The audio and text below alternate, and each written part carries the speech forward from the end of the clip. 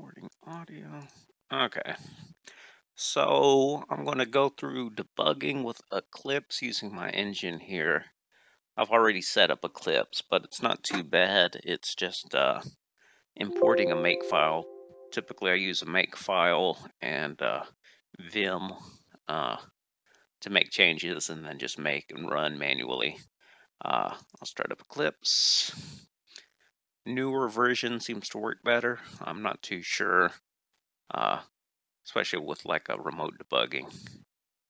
But this one seems decent for the debugging options that I've got. So I'm in debug view, I believe. Let's go to the regular view. So we have this guy. Should be able to clean and builds. But in terms of debugging configurations, I have normal, C++ application, attaching to an already running application, and remote application, which will use GDB server. And it's actually running it on a headless server, so it's just going to run, say cannot connect to X, and then exit. But all these guys work. What I'd like to set up next is remote attaching to an application. But I'll save that for another time. So this is a typical single-threaded application, so it shouldn't be too complicated. There's probably a thread for the graphics driver and a thread for the audio, that sort of thing. But let's look at the default configuration. So I had to set the path, so that is where it is built.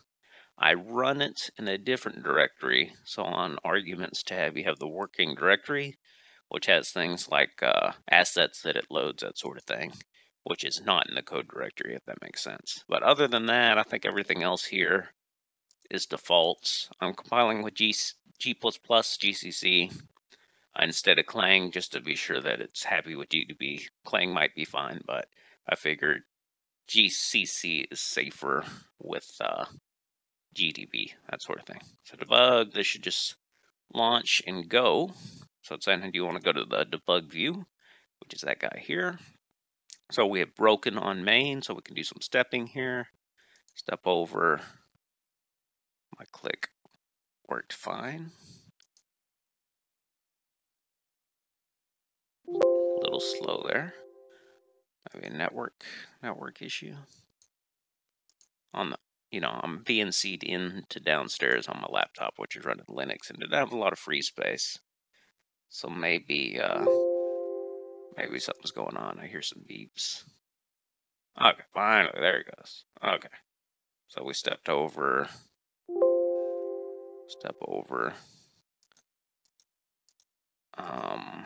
command line, and it's going to connect and do all these things. I'll go ahead and hit go.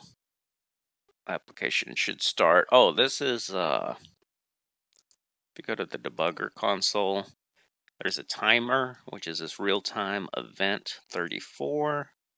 To get rid of that, let me Google GDB ignore real-time event sig 34. That one looks purple, so that's probably a good one. But yeah, no print, no pass is typically what I got. But I think we want to pass it to the application, right? We just don't want to break execution. So this is just a GDB console here, so you can do GDB commands in there that come up green. But yeah, so stop no, which is good for sig34, which is a timer event.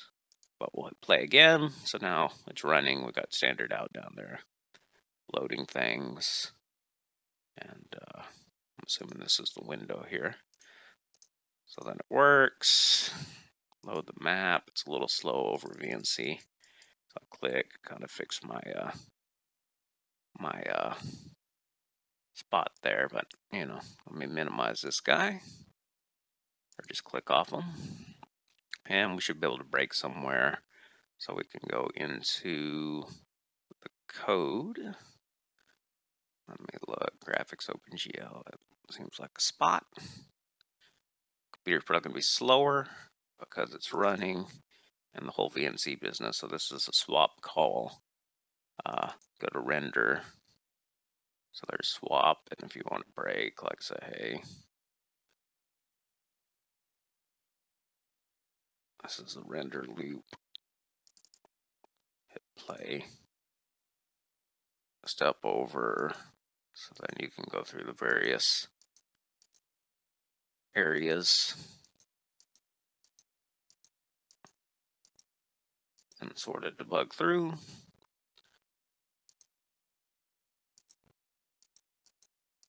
That sort of stuff. Clear, render scene.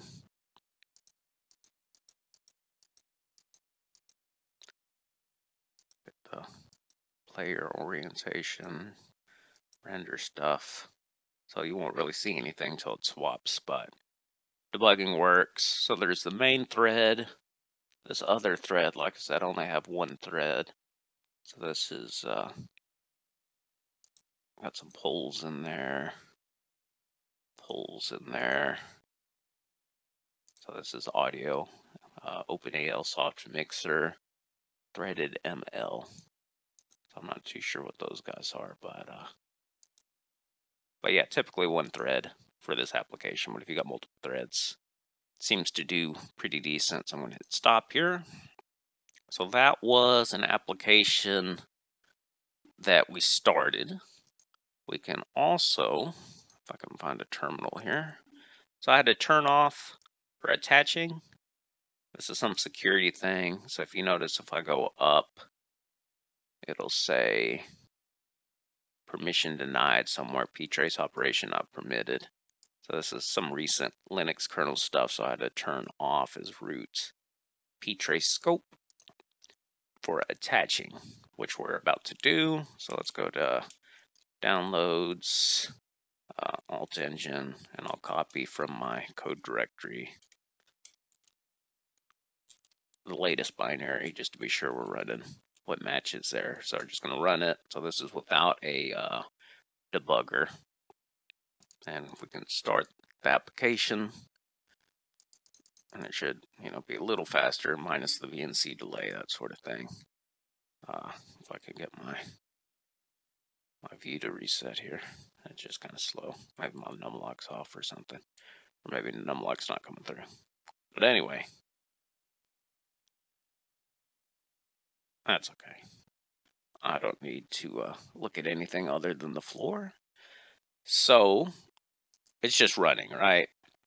We aren't attached to it. We can delete this guy away. Just click on it and hit the delete button. So now we want to attach to a running process, debug, go to configuration. Really, there's not a lot for attaching because it's just going to pop up the project or the process list. But then again, I set the path. I'm not sure if I set the working directory. I'm not sure if that matters. Doesn't look like it. But this is for attaching to a running process. So I hit debug. It's going to pop up this process list, and you're going to have to come through here and say, hey, there it is. Process 9401, 3 cores, hit OK. And we have paused execution in some random spot. Looks like drawing triangles. So that's all in the graphics driver. But we can go up levels. So render to frame buffer, render console. So let's add a break right there and hit continue. So this is probably another one of those schedule SIG34 real-time events. So let's grab this feller again. That's going to happen every time. And like I said, that's just a Linux timer. So we're going to turn that off. Play. Okay, so now we have hit our breakpoint, which is like a string cat. Step through, and this is an attached process versus starting it yourself. Because sometimes, if you start the debugger, it'll slow things down and cause problems. And this way you can just sort of get to where you want to analyze something and then interrupt the executing process, which is nice. So that works pretty good. But then again, this application is single thread and relatively straightforward compared to like an embedded system or something. Because I've had times where it won't load symbols and all that sort of stuff. So this is actually pretty nice in terms of debugging. Last step here would be remote debugging. So let's look at that configuration. So this is remote. It'll use the same paths I gave it, and this matches on the remote server. So there's always a question of what side that is relevant to. Skip download target to path, so that'll actually copy this application up to the server, just like a scopy type thing. You may or may not want to do that, but you can check that to do that. But I left it on, that way it just sort of gets your latest. That way if you make a change, it gets sort of propagated. So like I said, the working directories are the same, local and remote. Debugger, GDB server settings. So the port number is the main thing. I had to manually open that port. There should be some SSH settings somewhere in here. So I think that is this DSF thing. Let me see. I thought there was like a drop down. It's a debugger. Yeah, maybe it's in here. Cancel. Connection. That's what I'm looking for. Edit. So server, username, password for the remote host. That'll SSH in, start the application with GDB server, and then connect to it. It's actually going to, even though it SSH is in to start it, it's still connecting using GDB server as actual connection. You know, you may want to do like an SSH tunnel or something to sort of set that up and then do a local connection, that sort of thing. But we'll hit debug here. It should SSH in. And I've had times where sometimes it's still like timeouts, but hopefully we'll get good luck here. So it's reading libraries from the remote host. And it'll probably copy up that latest application. Okay, so we broke it main. So this server doesn't have X installed. It's kind of a headless server. So he's going to fail here whenever he tries to connect to X. Prints command line. So he's going to say, hey, cannot connect to X server because there's not an X server. And then quits. But like I said, this is running on a different machine. This one's like a Linux mate box. And the other one's a Gentoo box headless server. And it's able to connect, run it on the headless server, and attach the debugger. You could look at some of the commands here. So it logs in, does GDB server, sets the ports, does the application here, path, which matches, so that's on the remote side, creates the process, listens on 65535 on GDB server, then we connect to it, and then it starts doing all its debugging hooks, that sort of thing. But okay, so you can also do a remote attach, but I haven't set that up. But that'll probably be my next step. And really, most of this, you know, I don't use Eclipse. I typically use just a makefile.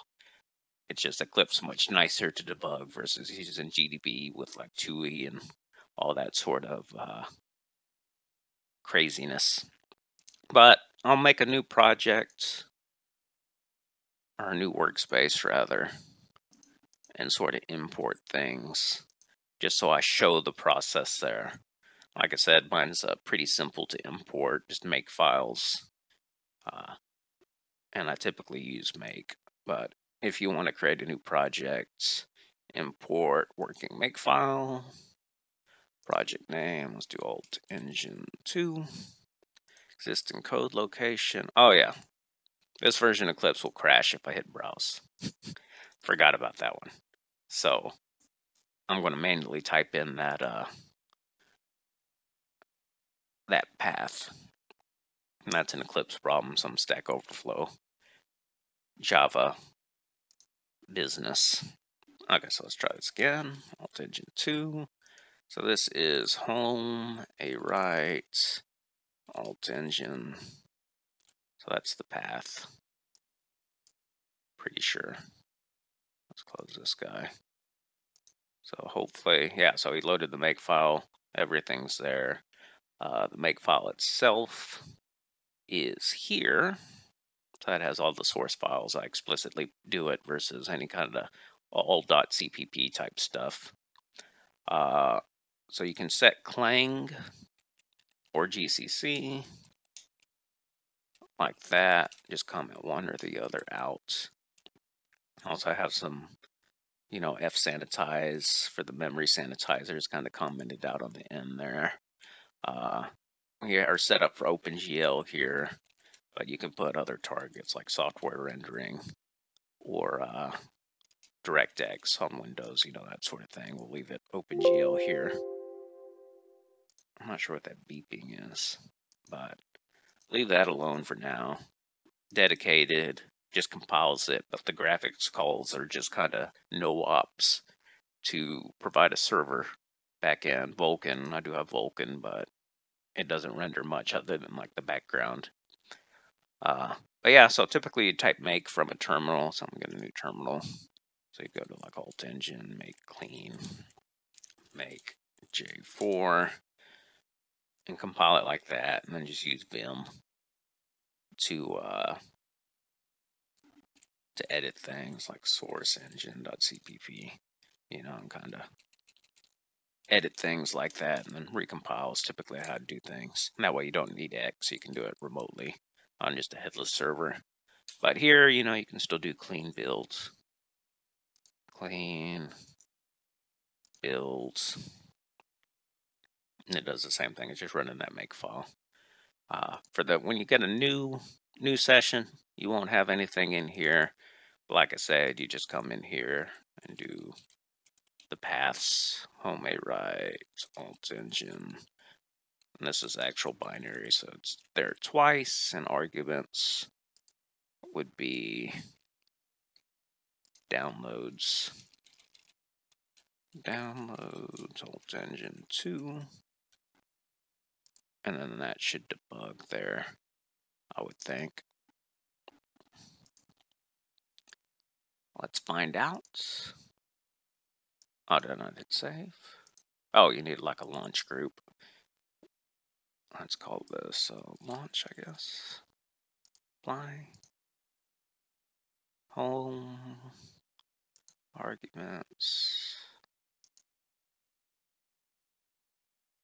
Working directory does not exist. Home, right. Downloads. Alt engine. Let's try that. Oh, let's go look. Is this a terminal? That's my BNC terminal. Downloads. Alt engine 2. Alt engine. I think the binary disappeared. No, the binary is there. Home. PWD. Just copy paste. Copy.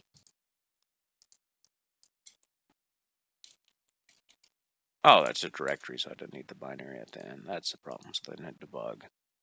And it should break on main.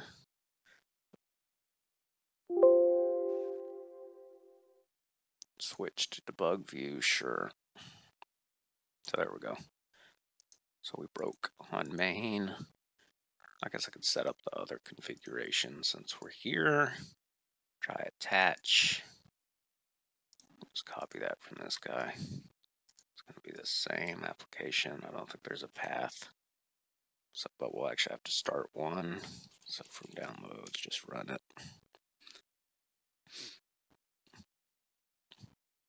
Let's just leave it in the menu so it doesn't use a lot of processor. So let's try to attach. Find alt engine, go. So we have attached. It probably hit that sig34 thing again. Let's hit play. Receive sig34. So you still gotta kind of ignore those fellers. And that depends on your application. If you don't have any signals going on, it's not gonna stop it.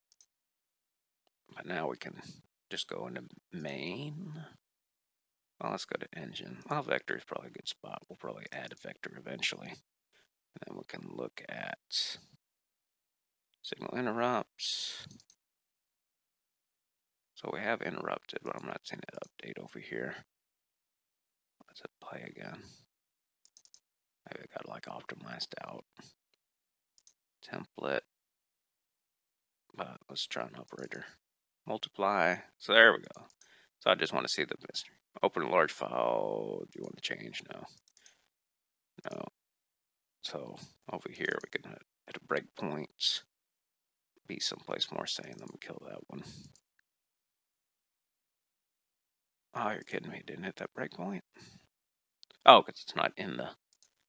It's not actually doing things. So we'll make it load and then it should hit that. Okay, so there we hit the render breakpoint.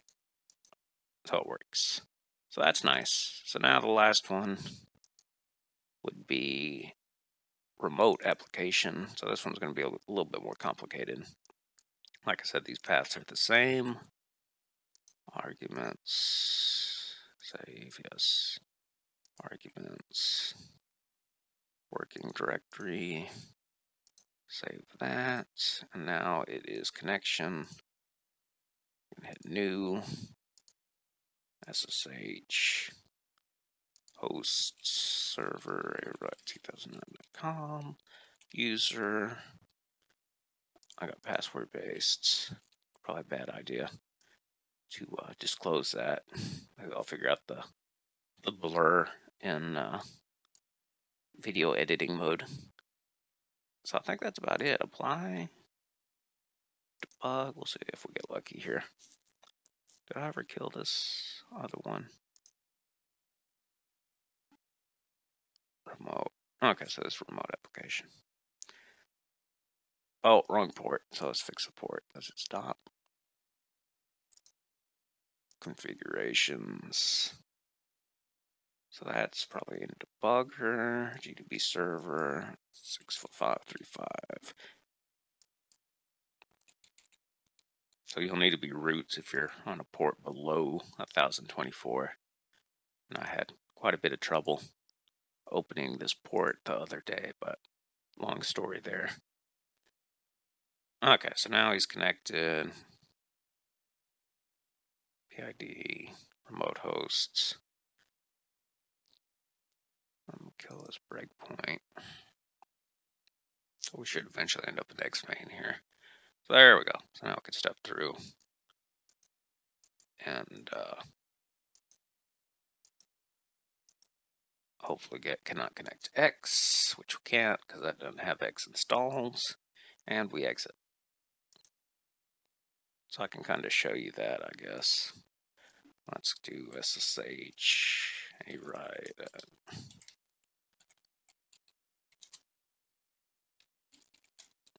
CD download. Boop. And then alt engine 2. So there. It says, hey, can't connect to X because there's no X. Do start X, I'm not sure. This will probably fail. Waiting for X. Yeah, so I might have installed X, but not really put anything in there. X keyboard. But, you know, start X is not going to work, especially from SSH. But there is no X, that sort of thing. So let's exit there. So I think that's about it.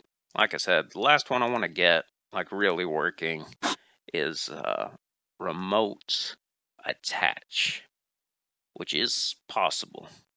So I'm not sure. This launch group, I don't really think it has anything in it. Launch setting, new configuration. Yeah, so that's not too interesting. But yeah, Eclipse, you know, it's pretty much just a Java text editor / IDE. It runs make files. Some people also have it automatically generate make files, which is more of an issue in my book. I prefer to explicitly make my make file. And there should be one make file, none of this recursive make business, which makes things slow. But I have seen C cache. It's an awesome program. It'll cache object files automatically and kind of speed up your compiles. The Clang memory sanitizers are pretty good, but I think GCC has them now too. So even if you uncomment this fsanitize address and no omit frame pointer, you can even do memory sanitization with GCC nowadays if you got the latest versions, which pretty much will cause the program to crash anytime there's a memory access violation, which is good. Because if those go unchecked, weird stuff can happen. But yeah, I think that's about it that I wanted to show. I'll kill my audio here.